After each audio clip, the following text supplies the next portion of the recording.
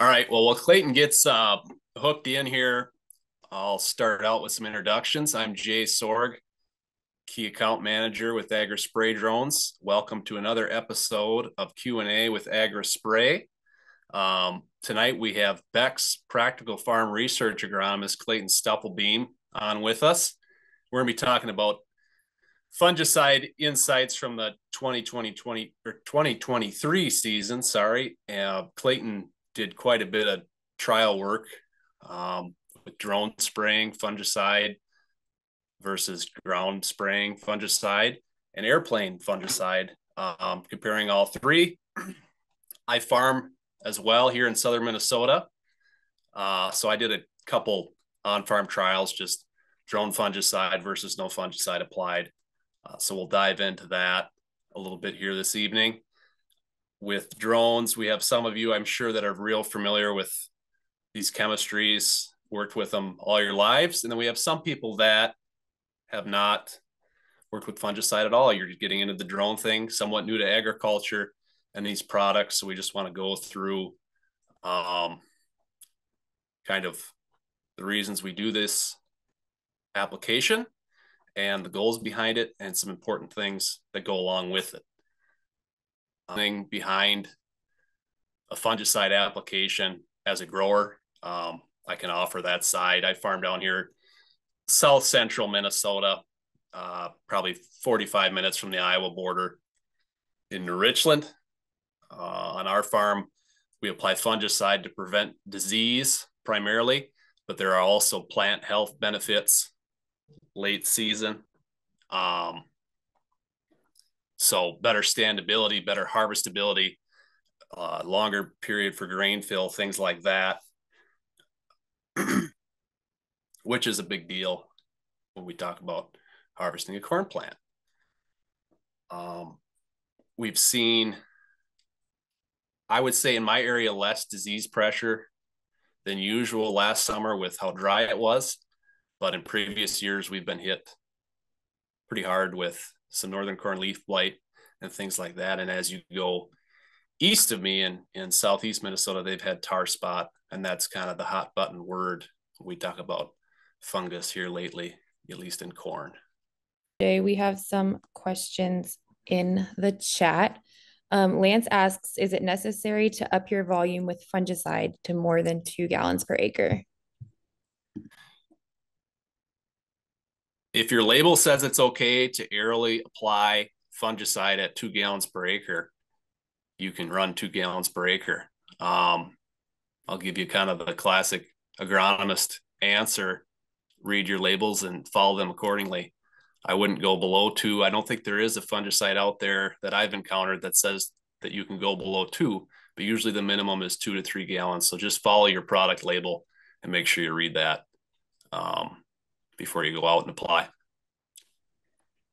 Great. Robert. See another one here from Robert. Why would a farmer choose, pull this up quick, drones over a plane or tractor for fungicide application? One reason would be if the field is wet, you can be out there right after a rain and still make an application without getting stuck or making a mess in the field of tasseled corn. Another reason, if you have a lot of point rows or a short field where you turn around a lot, you'll have less damage to the crop out there as well. So that gets to be costly. We're talking about growing 200 plus bushel corn and you're turning around on point rows. There's not much the applicator can do in a ground rig in that situation. You got to run over a little bit of corn. But with a drone, you don't have those issues. Can you hear me now? Look at that. Clayton has joined the party. Awesome. All right. Clayton, could you give us a little background, where you're from, how you got to Beck's, how long you've been there, things like that? Yep. So I'm in West Central Illinois. The town where I live is Lewistown. I farm with my dad. We farm about 2,000 acres of corn, soybeans, wheat, and alfalfa, and have about 100 cow-calf operation. I started at Beck's as an intern in 2010. Graduated from University of Illinois in 2012. Started at a research farm as an assistant. for them at a practical farm research site, and eventually moved up and managed that farm, managed a second farm, and then had the desire to move back home to where I'm from. And Bex gave me the opportunity of the position I'm in today of PFR agronomist. And what I do in my role now is I focus mostly on-farm research trials of many different types. It's not just fungicide, it's a lot of different things. And I travel a fair amount across Illinois, Indiana, and Iowa, maybe sometimes further than that. And we do trials with cooperators. Some are customers, some are not. And I'm passionate about helping farmers succeed through all of that. But of course, I'm kind of selfish, and we help our farm by learning too. Awesome. Was I on track with what I was saying so far here, Clayton? From what I heard, I had to go off audio there for a minute to get this thing going, but I believe so. Okay, good. I'll tell you what, it's good to hear your voice. I was starting to sweat there a little bit. You and me both. But no, I just went over kind of why we do a fungicide application and things like that. In your opinion, what is one of the most important things when if we talk about making a fungicide application? For me, anyway, from what we've seen, timing is the most important. Would you agree with that? You can have the right product, but if you put it on too early or too late, you may miss a big yield gain there. I'd say timing in both crops, to be honest with you. First off, I'm not a spray every year kind of guy. A lot of the research we've found past couple of years would probably agree with that. But if I'm gonna spray, corn is gonna be R1, so we're looking for silks and tassels, and then soybeans we're looking for R3, so a 3/16 pod at the upper foremost nodes. That's kind of the money stages for both those crops. I would agree. I'm the same way at our place. We target specific acres, corn on corn acres. We try to hit those where there'd be disease left over from the previous year, um, and then sensitive hybrids to kind of try to target that. And then with beans, we try to we use it almost more as a moisture management thing to make sure we aren't into 8% moisture beans by the time we're on that last 200 acres. So that's kind of how we Sure. approach it. I think some guys do broad acre every. I mean, agronomist put it to me once. You can say I can say bean fungicide doesn't help me, and Clayton could say it does. We could both be right. So there's really multiple different ways to do everything, and everyone can be right about their own way. So that's what's interesting about ag. So, but aside from disease pressure, do you think there are standability and harvestability impacts with fungicide? Have you seen that in your research? In these trials, I'm talking specifically for the on-farm stuff past couple of years. I mean, in a research plot setting, standability is usually not a thing in 300 to 500 foot plots. They're pretty consistent. Soil types are all consistent. For the on-farm stuff, I take my Mavic drone up every year, multiple times across these trials, and we're looking for plant health, and it is there, whether it's NDVI or through just the aerial image as a whole. The plant health is there. The first year of these trials was 2022. So we had 6 of them scattered across central Illinois here, and it was kind of a challenge to even get one of these done. And we ended up with 6. Every single one of them in 22 showed a plant health benefit, period. But disease wasn't present. So profitability wise, for those trials, if you put the cost of application in, they weren't profitable across all 6 of those. But the plane, so in 22, we only did 1 drone study, and the plane for the 6 of those out yielded and out ROI, so made more money than the ground machine did on all 6 of them. So really got our heads kind of spinning in that first year of why this is happening. And it kind of contradicted some data that we had done back in 2017, 18, 19, where we were doing carrier rate trials with a ground machine at 10, 15, and 20 gallons per acre with the same active ingredient rate. And the higher the gallons of carrier we were putting on, the higher our yields were. And of course, there's a peak in time where that curve drops back off. We didn't find it. But when we bring in the plane or the drone, things changed. Yeah. And you always hear you need more gallons. It's coverage, and coverage goes in hand with gallons. So everybody wants to run 20 gallons and they see the drone out there with 2 gallons an acre and they go, that's never going to work. It seems like it does. So that's as a company and as these applicators go out there, that's a focus for everyone, I think, is to prove that, hey, we can do this at a lower gallon rate. We don't have to put 20 gallons an acre on to make this chemistry work. And that's why the labels say what they do. So we certainly appreciate all the work that PFR does to help get these get some truth out there about what works and what doesn't. So appreciate that. Roll right into, I think, into the trials. We might as well. Sure. Like I said, I did a couple on farm. You did. How many different locations did you guys have this year with your drone study? So with the drones only, I got to kind of look at some notes here. There's so many numbers in my head. So with the drones, we'll start with the PFR site level locations first. So in those, we had, get the right notes here.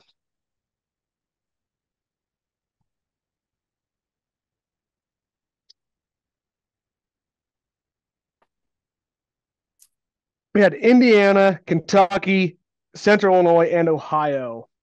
So for corn, at the PFR location, so those are the Beck-owned locations, the control would have been no fungicide, and the treatment would have been 7 ounces of Veltima at 2 gallon per acre with the drone and 20 gallon per acre with the ground machine. So when we look compared over that control, multi-location, so all 4 of those sites, the drone gave us 7.4 bushel an acre gain, and which equated to $16.29 before application cost. The ground machine at 20 gallons per acre made 4 bushel, so 3.4 bushel less than the drone, and we lost money without the application charge, so we were in the negative of $3.06. So you look at the site level data last year, the ground machine was not positive and the drone was. And if you can see on my screen here, the ground machine is the 2 cards on the right, and then the 2 cards on the left is the drone. And if you look at those cards, it'd be foolish to say without seeing the data that the UAV would win. And through these trials and the on-farm stuff, we have really kind of proven, at least for 1 year of data, that the drone can in fact work. And am I screen sharing here? Am I doing this right? Can you see this, Clayton? Yep, I sure can. All right. Is that what you were looking at there? Those cards? Yep. Yeah. So just so everyone can see the cards, the ground machine does look like it has better coverage, but the data, I can get to that data. This right is the there. data we were talking here too. Yep. So I think these numbers we look at here are a little bit more important than what's on the yellow cards. So, and that tells a pretty big story. What do you think attributed to this having a higher effect? Was it getting movement on the leaves, the drone? Did you notice when you were there for the application, I assume? Not on these. I was for the on-farm trials. Gotcha. But when you saw the drone go, did you think that it moved the leaves around nicely to get both sides of the leaf coated? Is that something you noticed, or what were your thoughts on that? I mean, it won't move the leaves as much as a helicopter, but it does move the leaves around a fair amount. And I'll talk about how those cards are set in the field. So we take a signpost and we weld tabs to the signposts at the Okay. ear leaf, 2 leaves and above, and then again at about tassel height. These, I believe, are ear leaf cards, and so they're all at the same placement. And Yep. you can tell by the coverage there, the drone droplets as a whole are bigger. What you Yep. can't see is by the time that solution gets down to the cards, if there's droplets that are small enough to where they don't register on the paper. Okay. So we have another theory, and this is the one it's hard to dispute this. Fungicide is inherently acidic in its jug form as a concentration. Most water sources are going to be neutral to basic. The more basic that water is, the quicker we are going to reduce the half-life of that fungicide, which is basically the survivability, right? So if you take a 20 gallon per acre solution of water that's 7.5, 7.5 on the pH scale, and then we bring it in and flood that active ingredient with the water, we can bring the pH of the fungicide up and decrease the half-life. Then if you take a 2 gallon per acre concentration of water and mix it with the same ratio of active ingredient, you don't make it as basic. So I had a coworker today do a test for me. So pH of their water is 8. pH of a ratio would be the same ratio of the ground solution, a 20 gallon per acre, was 7. And with the drone ratio was 6. So we think by having a lower concentration or ratio of water to active, our survivability, regardless of droplet size, is potentially better with the drone or Okay. plane. So I think it's getting to the point where it's kind of hard to dispute. If we see multiple years of this, we're gonna nail it down. Yeah. So your thought basically is that with less water, you impact the chemical potency, survivability less, Yes. and then you get a higher effect. That's interesting. I haven't heard that before. Kind of a sidebar onto that. We have a lot of um, custom applicators that will mix hot mix with their, they get a 30 gallon cone or a 60 gallon cone, and then they hot mix their fungicide load in that. Is there a potential danger of reducing effectivity, leaving it in that cone for longer in suspension? I don't know the time. I got to think the longer it's in suspension, that half-life is probably going to keep decreasing. Okay. But I don't know that for a fact. And that's something we're testing this year with not a fungicide product, a couple different products. We're going to set basically a hot load in a tank, let it sit for a day. And we're going to spray a fresh load and the hot load and compare them. And Okay. we'll see what the effectiveness of that, if you were to, I mean, it happens, right? You get rained out, wind picks up, whatever. Yep. And then we've got to Yep. spray a couple days later. Right. Right. Because that's something I've always wondered. Some folks use a big tote and they mix up for the entire day. And then some people use just a 30 gallon inductor. Some use a 60, some use 260s. There's a million different ways to do it. And I think that would be interesting to see if there's any change in efficacy based on how long you leave that chemical sit in your inductor or tote or what have you. I've got to say, it's got to go down over time. You would think so. That's kind of, Yeah. I've always been more of a fan of getting it cycled through quicker and keep things fresh. Were these acres, were they rotated acres? Was it corn bean? Was it? Um, I can speak for the Illinois site for this data Okay. set you still have on the screen here. That Yep. is corn on corn. Most of Gotcha. them are going to be corn on corn, and Okay.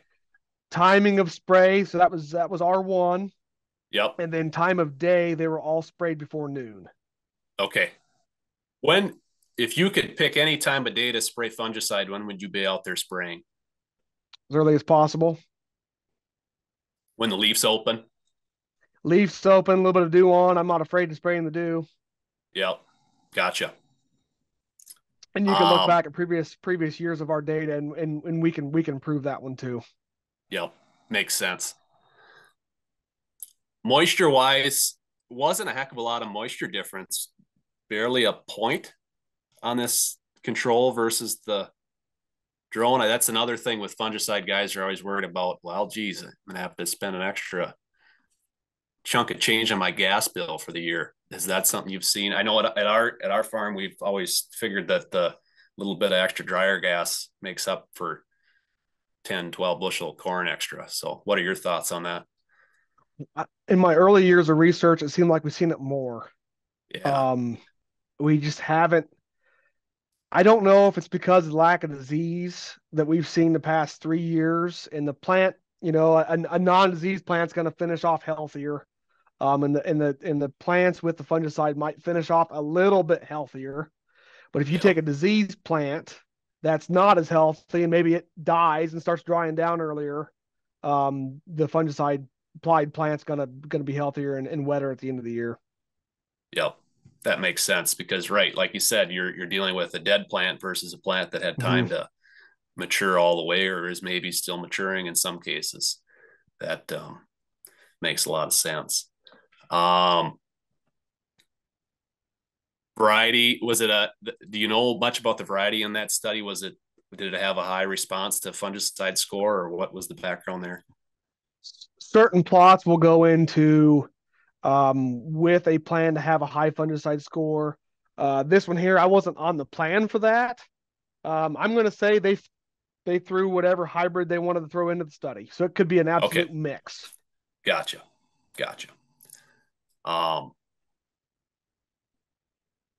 Yeah, here's the rest of them too. Yep. Gotcha. You can see Central Illinois was not profitable at all, but Ohio probably had more disease than all of them. Yep. And they had a very wet season, didn't they, in Ohio this past year? I don't know if it was very wet, but it was a good season. They got off to a wet start. Yeah. Okay. Gotcha. But wet both start of those and late harvest. They had a very late harvest. Okay. Gotcha. But either of those returns, I think we would $21 and $23 an acre. That's okay. Yep.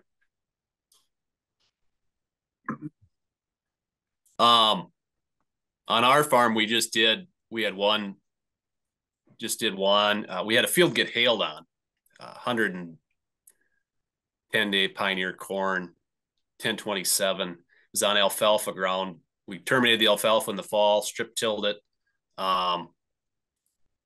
planted corn early, was looking really good, got defoliated 70% in some spots, and so I put fungicide on in August, and like I said, around that R1 time, no disease present, but we saw around an 8 bushel bump with fungicide.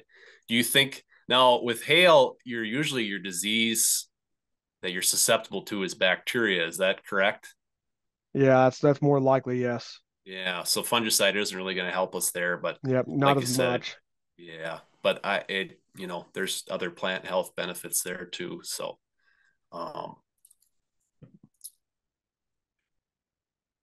gotcha. Anything more to add on these location studies, Clayton? Not those. I'd say for the drones, there were two that were used. A Helio drone was used. I cannot remember. I think it was a 130. Okay. And then a DJI T40 was used for, I think, 2 of those trials, 2 of the 4. Gotcha. So we got both in there. Yep.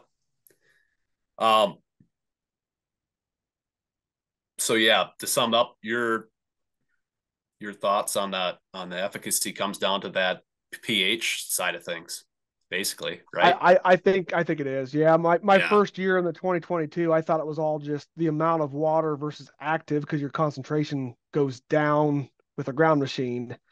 Yeah. But the pH, and that's not my theory. That's from our regional agronomy manager here. Him and I Yep. have talked about this several times, and we're both on the same page right now. So Yep. we'll see. Makes sense. Um, Adjuvants. What are your thoughts? Are there certain adjuvants you think are more suited for aerial application as far as like a drift reduction agent? We typically run one of those with. Is there a certain kind that behaves better as far as droplet size, or what have you seen there? So we've got some data on that. Full Tech has got one that we tested last year for the first time, and it showed quite a bit of potential. Um, we want to be careful though with adjuvants. So if we're not full blown R1 in corn, Yep. um, we Rested can ear. cause rested ears. So Yep. in our trials, like the one you've got on the screen here was pure fungicide. There was nothing Yep. had in there. Okay. Um, we want to be careful with that. We want to make sure we're full blown at stage. Yep. Trying to get my list here of what those additives were. I'd be a superstar if I could remember all this data. I can't imagine all the stuff you have to Uh, digest. it's a lot. I think I've got It it bad is. with names and phone numbers. I can't imagine what you got to deal with. I think I might still have it pulled up on my other Now, screen here. do I have this right? A non-ionic, excuse me, a non-ionic surfactant. Are those safe Not regardless? not pre-tassel, no. Not okay. Those are the No. ones that aren't safe Mm-hmm. pre-tassel. Yeah, that's Correct. why we have an expert on the Correct. panel because I get things mixed up. Yeah, we wanna stay away from those. Right. So pre-tassel, stay away from non-ionic Yep. surfactants, and the Yep. risk there is the arrested ear syndrome. Correct. Correct. Correct. Gotcha. Gotcha. So applicators, again, read your labels. That's if we take anything away from tonight, read your labels thoroughly. I'd say read your labels and do a good job of getting your patterns right. Yeah.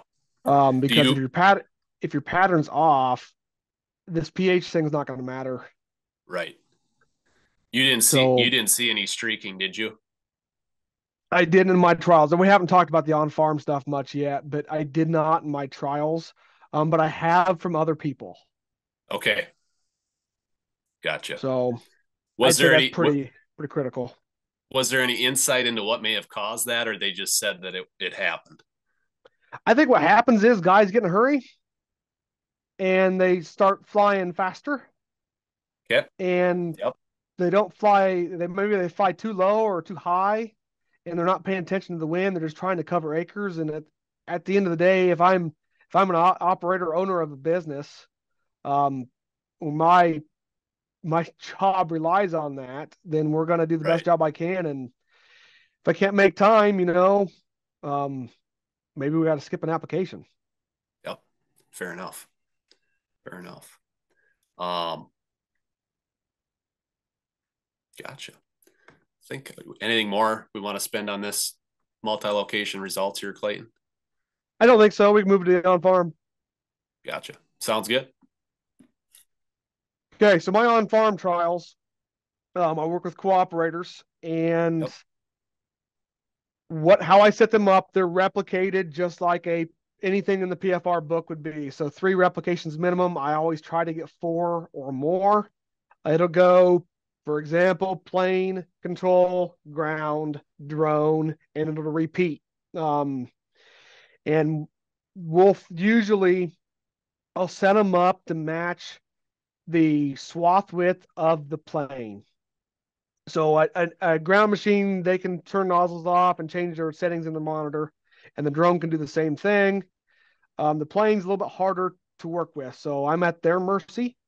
And so if a plane's 90 foot, we make 90-foot swaths. Or if it's 60 foot, I'll have the plane do 2 in a row, and we'll do everything else at 120. Yep. And then we'll harvest at least One combine pass in between every treatment will not be taken for data.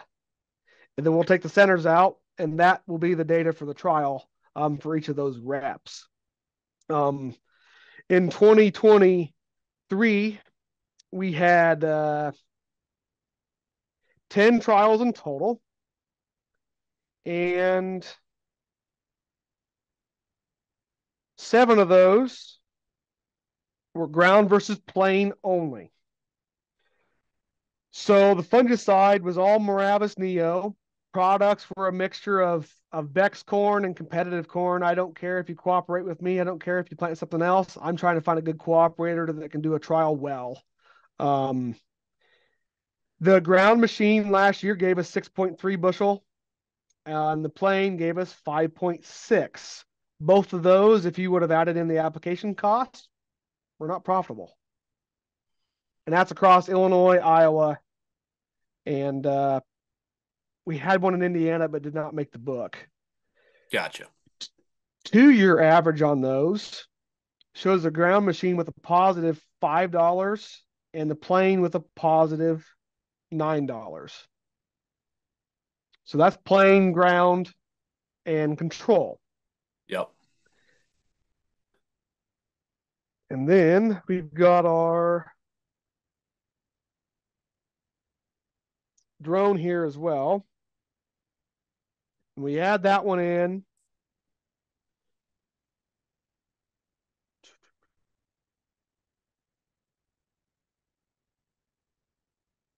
Ground versus plain versus drone.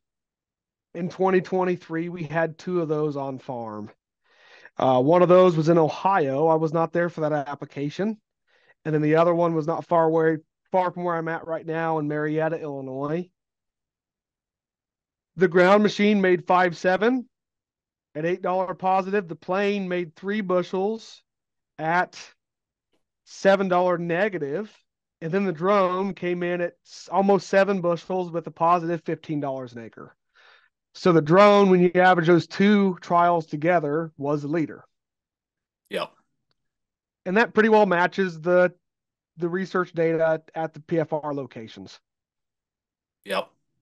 Yep. That's cool to see, especially for us, that, you know, we've been working with this technology and you believe in what you're doing and you see results, you know, locally. And then for Bex to see the same thing is awesome and kind of gives us a good feeling and reaffirmation with what we're doing and all the custom applicators that are out there. Gives them good data to go off of and promote their service. So that's awesome to see.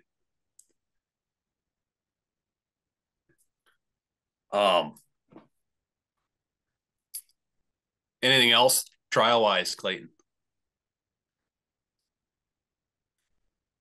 We're going to up it this year.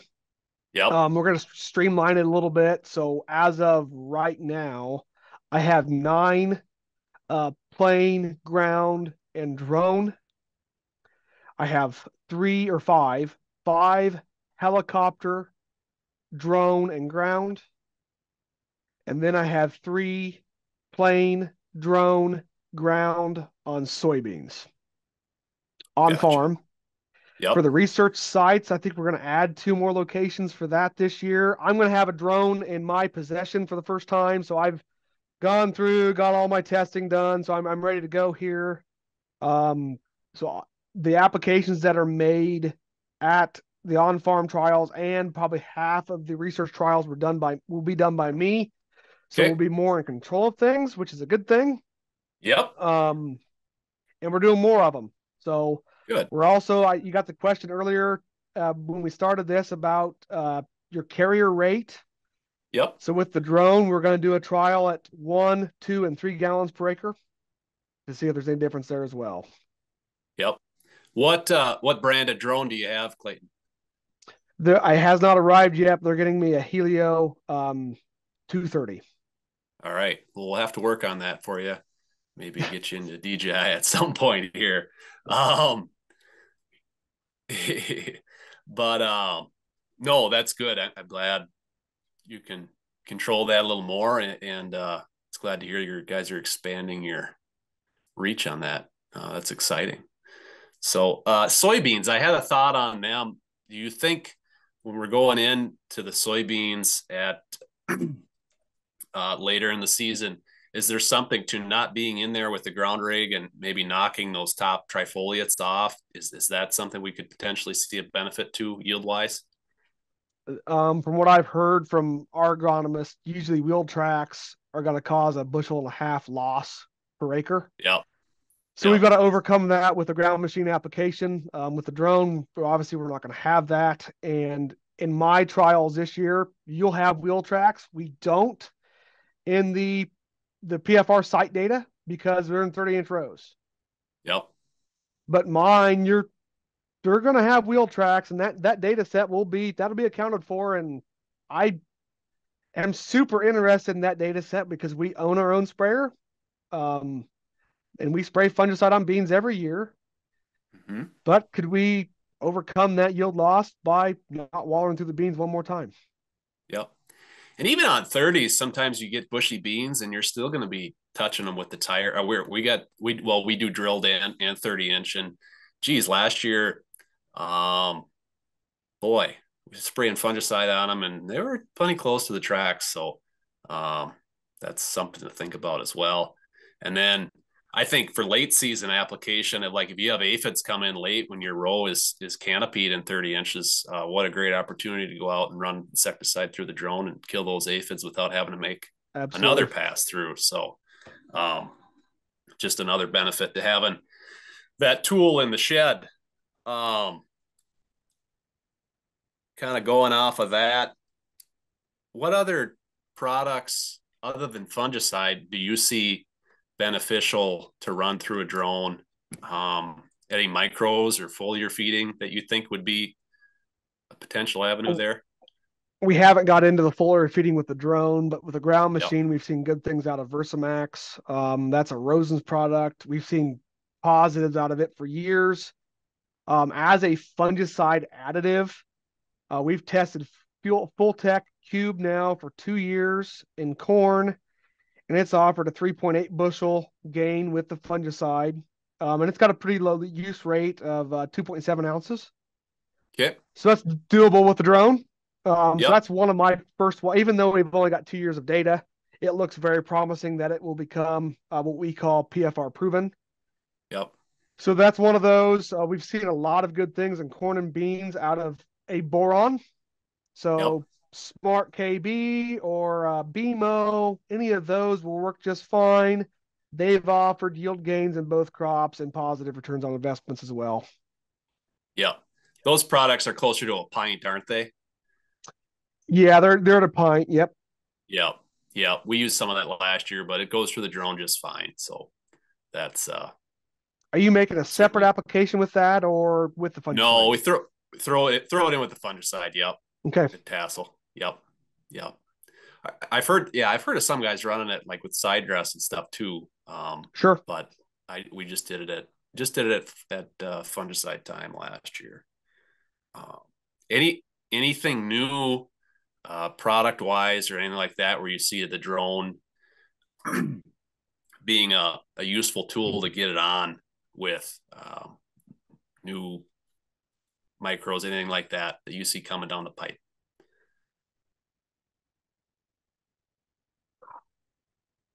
We've been testing this product called Nano Pro, Nano N. I'm no expert on that product, but it shows a lot of benefits as well. Being that we are in a reduced carrier with the drone, I think it's probably got some good potentials with it. Yep. Basically, it's how it's explained to me is take your semi truck and let's let's make it the transportation into the plant versus a Ford Ranger. If I can get that much more of the product in the plant through the vector of the semi truck, if that they say it works that way, and we've seen good yield results out of it.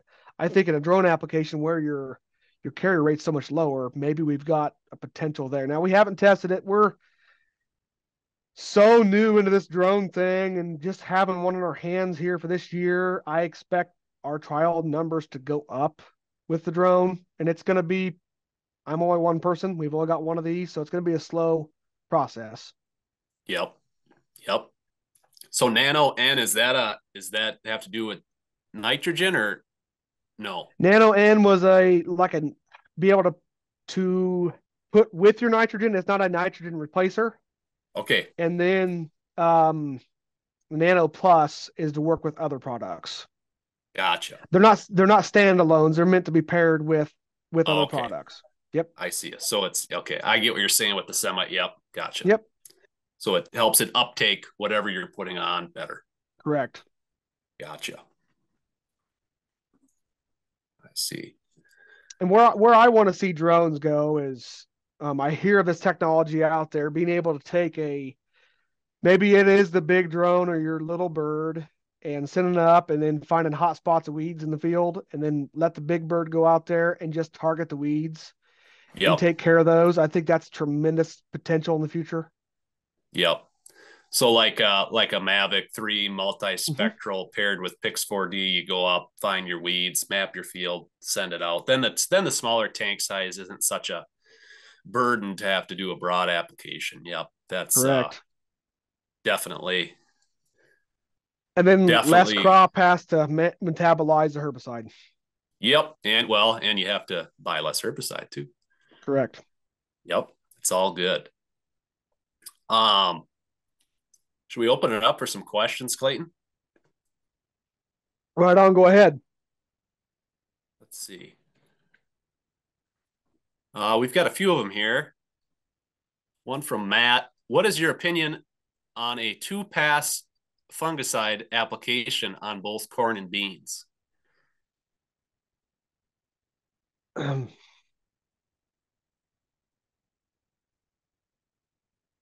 R1 on corn is the most profitable. We have seen good results out of bringing in a V10 plus an R1 or an R1 plus an R4. I'm going to target the R1. And then if I've got disease comes in at R2, 3, we're probably going to spray again at R4. And that's where profitability is going to go up because we're going to save the crop. Um, there's products out there that claim a good V10. We've seen good results out of it, but not as good as a standalone R1 when it comes to profitability. We've got to pay for both passes. Yep. Yeah, soybeans, similar story. Of course, we can spray a generic and maybe increase our profitability a little bit by lower cost.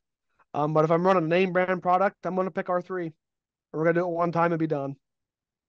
Yeah, I'm a believer on the R stage. Just do it once, and it's expensive. That especially the name brand stuff, it gets to be an expensive pass to throw out there, and you really do need a yield bump to make it pay. And you could get it later, but the 2-pass thing So gets to be kind of pushing it.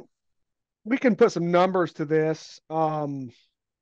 In corn, V10 last year, multi-location, lost $4. R1 gained 5.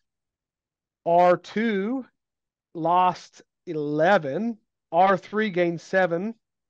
And R4 lost 6. So R3 was a little bit better last year.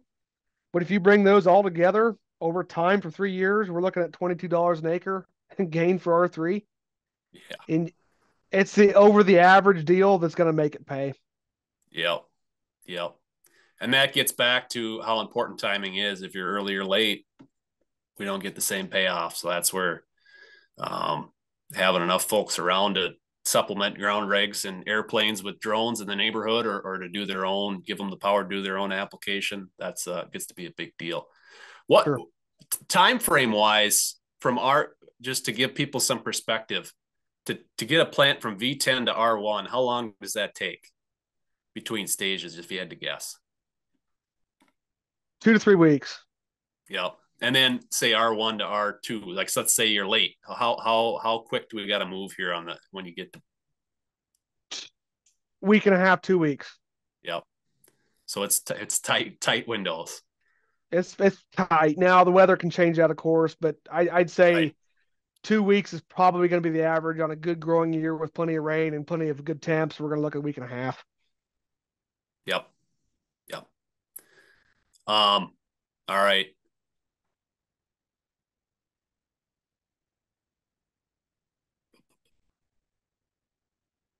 Moving on to another question. Someone wants us to talk about what time of day to start and stop spraying as it relates to dew on the leaves of the plant. You mentioned you weren't afraid of a little bit of dew. Can we circle Nope. back to that a little bit here? I can. I wish I had that data set in front of me. I do not at the moment. That's an older data set. We'd have to go back in time a little bit, but if my mind serves me right, morning was profitable. Noon was not. 9 p.m. was profitable, but not as profitable as 7:30 or 7 a.m. Okay. So there's a time there in the overnight hours where the plant starts to reset itself and lose the stress from the day, open itself back up, and then we'll gain that profitability. Stomates open back up, and that plant is reset. What time that is, we don't know. I mean, it's going to differ year to year and environment, right? But Yep. in beans, here's my rule. I'm going to start it as soon as I can drag myself out of bed, get in the sprayer, mix a load, and by lunchtime, I'm going to quit. And we're going to start again the next morning. That's my rule. Yeah. Okay. The trials don't work that way, at least for the on farm, because I've got to hit several. And I try to get them done in the morning, but some of them are going to hit 1, 2, 3 o'clock in the afternoon. And that just is what it Yep. is. Yep. Yep. Gotcha. Let's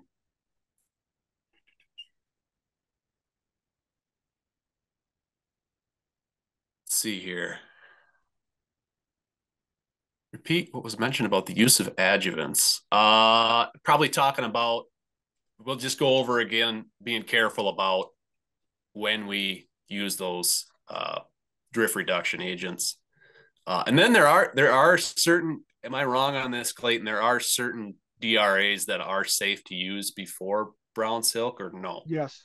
Yes, Yeah, there there are. are. And They're what would not, those be?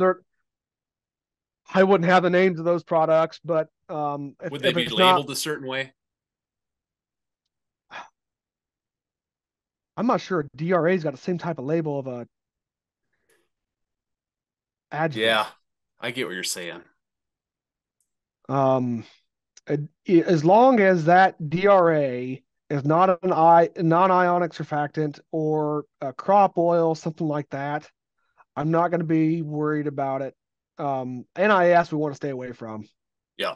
So stay away from crop oils Pre, and non-ionic surfactant before brown silk. yeah, if we are full blown tassel pollinating silk, we can utilize those products. Gotcha. But if tassels are starting to come out and the flag leaf is still kind of wrapped around it, that's a no. We should not be doing that. Gotcha. Another question here.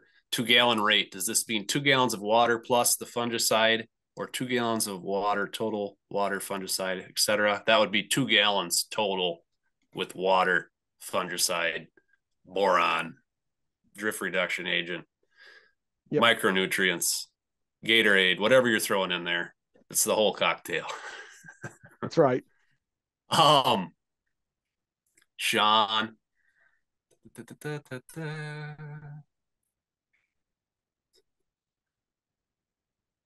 Sean's asking how to get kind of a better client base out there.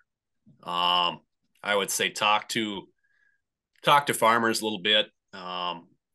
Most would you say, Clayton, a lot of farmers are on board with the fungicide application nowadays. The products have gotten a lot better than they used to be. I think in my area, I guess it depends on area. What's your general temperature on that? I'd say the bigger size operations are going to spray every year, most of the Yep. time, and that's going to be with an airplane. The medium to average size growers, I'm speaking about myself here, are going to make decisions based on probably the year. Some of them are going to go ahead and spend the money. My dad's going to make a decision based on the year. Now, 2021 Would I have loved to have these on-farm fungicide trials in 21 when tar spot was so heavy? I that got guys scared. If we have another one of them wrap up, if we're gonna, it's gonna people are gonna start spraying every year because you can't afford to have Right. that crop go down like it did in 21. Right. Yeah. Yeah. That's good. But I would say, Sean, talk to your neighbors, talk to farmers in the area, talk to co-ops, people that deal with the products, and you'll get somewhere that way. An idea that I've talked about, thrown around a little bit, is there's fields that a plane can't spray, right? And I Yep. think it'd be awesome for a plane flying business to get a contact with a drone guy and say, hey, can you work with me? Let's work together on this a little bit. You handle these fields that I cannot fly, power lines, windmills, point rows, whatever. And that helped both of them out. Yep, definitely. Yeah, you don't have to be enemies with the plane by any means.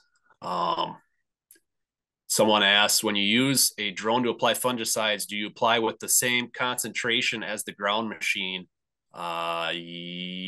Concentration being like the amount per acre, I would assume. Same active Same, ingredient same amount per right. acre. Yeah, Yes. same rate, There's right? Yeah, just it's a higher concentration of active ingredient to water. correct. Yeah. Let's see what else we got here.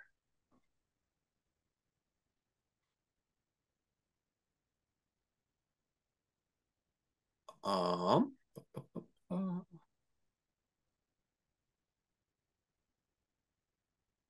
uh,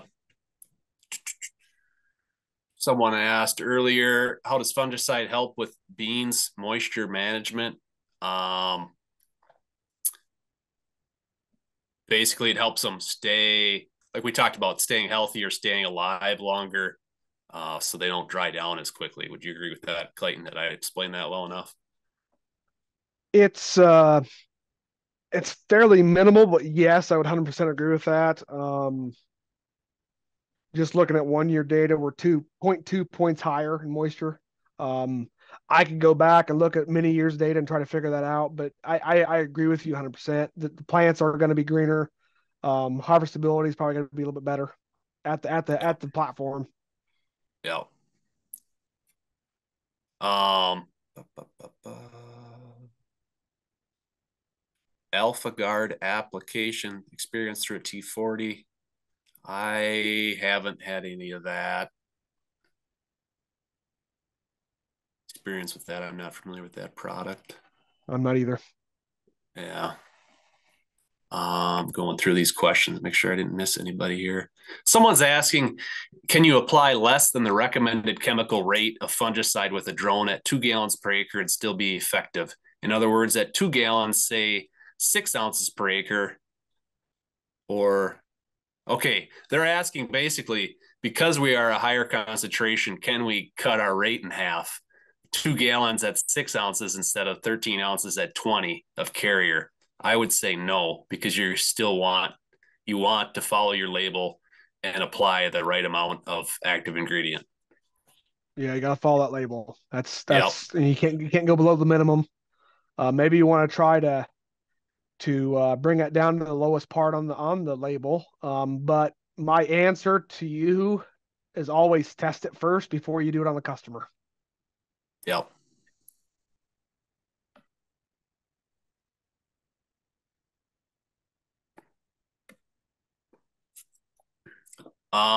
Someone's asking about pricing per acre. What did you use? Did you take application cost into account here, Clayton? In 2023, application costs were not in the data set. So that's Gotcha. why a lot of those, once you look at them, you think they might be profitable, but they're not by the time you put the application costs in. I Okay. had average costs for my guys, and they were looking at right around $13 an acre. Yeah. That's in my area. That's kind of where we're at too. Ground rigs, 10 planes. I mean, some area it's all over the place with the plane. Our area, I think it's 13 to 15.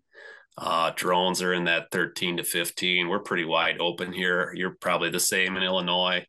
Um, Areas we've got customers I know in Wisconsin and Missouri and southern Iowa where things get a little bit hairy and they can charge a little more because of the fields they have to deal with.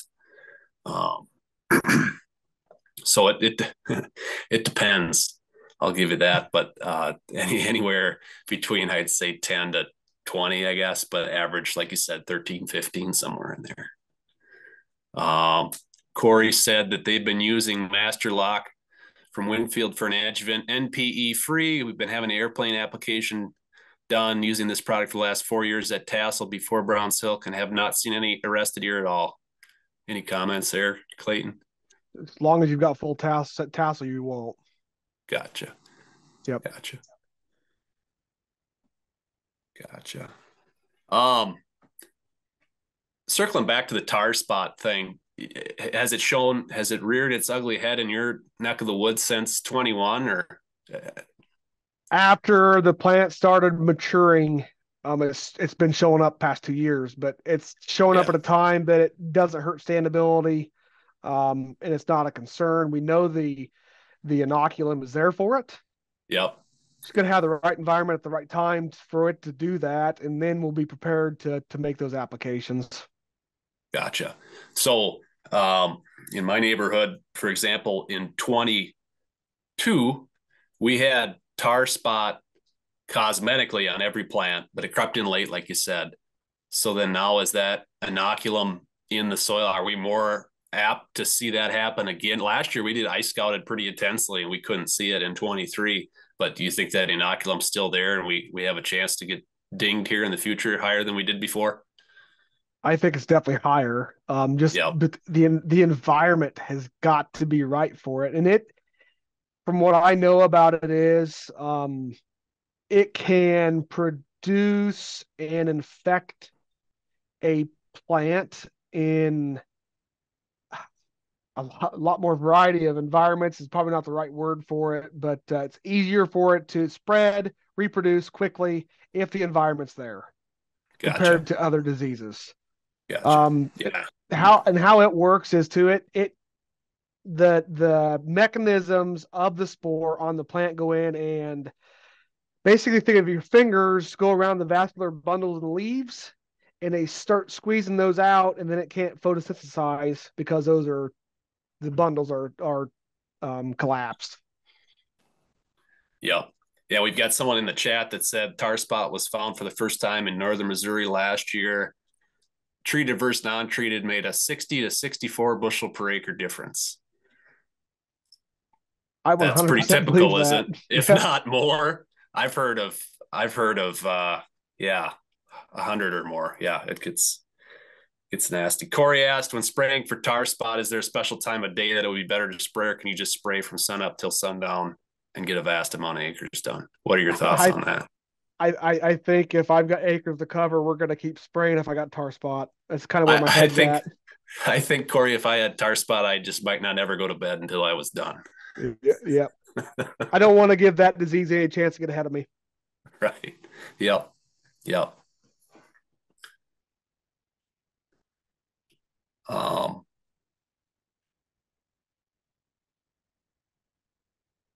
Trying to think here. I don't know that I have any other questions for you. Does anybody else in the audience have any more questions for us here tonight? I certainly appreciate your time, Clayton. The Beck's PFR thing, I've always thought it's neat. You guys aren't selling these chemicals. It's a great insight for farmers, custom app guys, everybody, anyone in ag really to see the data. It's just a great thing you guys do, and I certainly appreciate it. So I see his question there about was the fungicide testing one pass or multiple. It was replicated 3 to 4 times across the field, so multiple passes. I'm not a believer in doing a trial on one field and then doing a trial on another field right next to it. I'm a stickler on good research, so it's done the right way. Robert question, how far in the season is too far in to get started in the application business? Too far in. Well, as far as, well, like we talked, you want to be spraying by R1, right? And then after R1, not that it's too late, but a lot of farmers are probably not going to want the application at that point, right? If disease is there, I mean, if we didn't get sprayed in R1 and we're not a typical sprayer, there'll still be some late sprays every Right. year, regardless of where your location's at. Yeah. But no, I'd say, in corn, R4 is the limit. Yeah. Beans are R4, maybe some R5s, but we want to get wrapped up there. Yeah. Yeah, Robert, I would say you'd want to have kind of your ducks in a row by May, June time, so you can at least get people get their head wrapped around that they're going to have you do it and stuff like that, so you can be lined up, ready to go. Having a guy show up right when the corn's about ready to tassel, chances are they already have someone lined up to go. So, Yep. Thoughts on spraying fungicide late into the night or even all night? Mark wants to know what you think, Clayton. I'm going to tell you, I proposed that plot idea to my boss, and sometimes I do one-offs on my own. So if I get one of those nights this year, we're going to do a replicated trial on my farm where we spray every hour. On the hour is probably too much, but maybe every 2 hours throughout the night, we're going to take it up and spray and try that out. Like I said earlier, I think there's a time where that plant resets itself at night, and that's maybe when we should start to cover acres. Of course, the guys on the panel here that fly a drone, you can see the drone better at night, but you can't see what you're doing as well.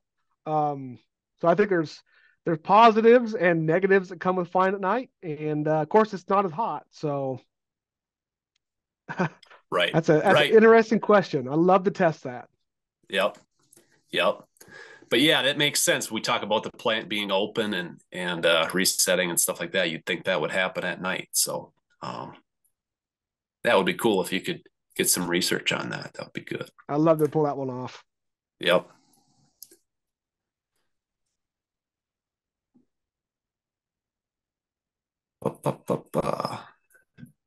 Any data to a larger drone having more downforce to force the fungicide down into the canopy?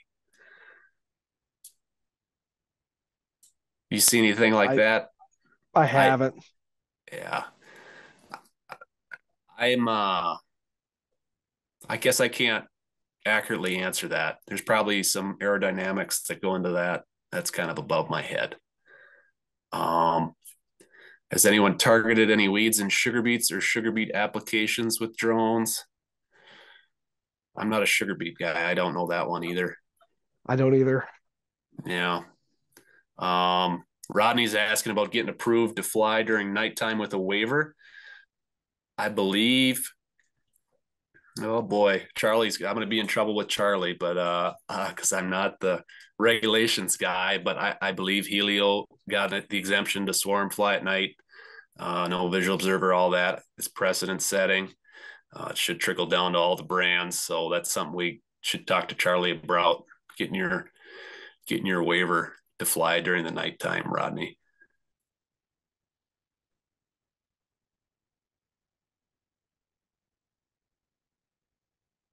Jason says they've started to approve them. So Jason's our expert tonight on regulations. Charlie's not here.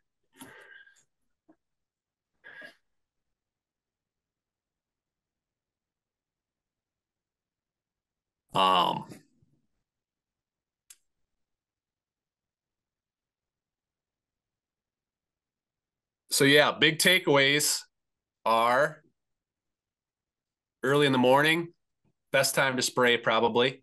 So we're going to have to set our alarm clocks and get out of bed. Darn it. And probably the biggest benefit with the drone is the lower rate of water, less pH change with your product, more effective. Saw great return on investment versus ground rig playing last year. Hope to see more of that in the future. Yep. Anything else for us, Clayton? We certainly appreciate your time.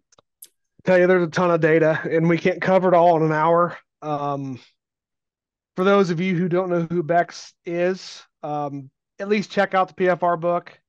It's available on our website. You can download a copy, put it on your iPad, print it off, whatever you'd like to do. Talk to your local seed advisor. And if you want a hard book, I prefer the hard book myself. I'm not a seed salesman, but I'm here to help with through data and research, and I'm a farmer too. So that's the goal of this. Good deal. Yeah. Thanks everyone for tuning in. Clayton, thank you again for being here. Hey, thanks for having me. Yeah. And then if you guys have any questions, feel free to, anybody in the chat, feel free to reach out to Agri Spray and we could do our best. I've got Clayton's number, so maybe I'll pester him if you guys got questions. And check out, seriously though, check out everyone in that's watching, check out that PFR book. There's lots of good information in there if you want to learn more about different products and in ag in general. So again, Clayton, appreciate your time, and thanks everyone for watching. Have a good night. Thank you. Yep. See ya.